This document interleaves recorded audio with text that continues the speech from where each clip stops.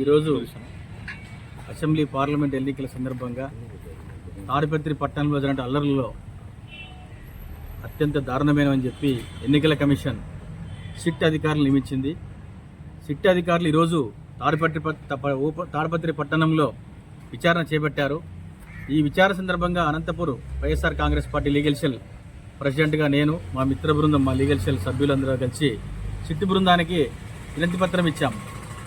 ఈ వినతి పత్రం ఏమంటే, మీరు ఫేర్గా ఇన్వెస్టిగేట్ చేసి ఎవరైతే మా ఎమ్మెల్యే అభ్యర్థి వైఎస్ఆర్సీపీ ఎమ్మెల్యే అభ్యర్థి ఇంటిపైన దాడి చేసి సీసీ ఫుటేజులు, ఫర్నిచరు మొత్తం విచక్షణంగా పగలగొట్టారు, అలాగే అక్కడ ఉన్నటువంటి పని మనుషులు కానీ వంట మనుషులను కానీ దారుణంగా కొట్టారు. అత్యంత దారుణంగా మహిళలను కానీ ఎవరినన్నా కానీ ఎక్కడ కూడా ఈ దారుణం జరిగిండదు. మొట్టమొదటిసారిగా తాడిపత్రి పట్టణంలో జరిగింది. ఎస్పీ గారి ఆధ్వర్యంలో, అలాగే ఏఎస్పీ రామకృష్ణ గారి ఆధ్వర్యంలో ఈ దాడులు జరిగాయి.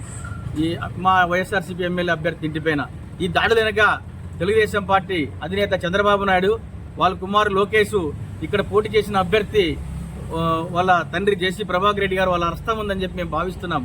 అలాగే ఈ విచారణ ఇంతటితో కొనసాగించి వీళ్ళని కఠినంగా శిక్షించి భవిష్యత్తులో ఇలాంటి సంఘటనలు జరగకోకుండా ఈ తాడిపత్రి ప్రాంతాన్ని ప్రశాంతంగా ఉంచవలసిందిగా ఆయన విజ్ఞప్తి చేసినాం సిట్ అధికారులకి.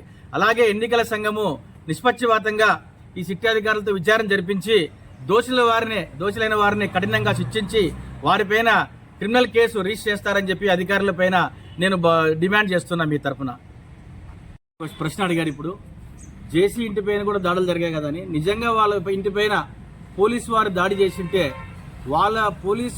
ఆ పోలీసు వారిని కూడా కఠినంగా శిక్షించి వాళ్ళపైన కూడా కేసులు రిజిస్టర్ చేయాలని చెప్పి మేము కోరుతున్నాం.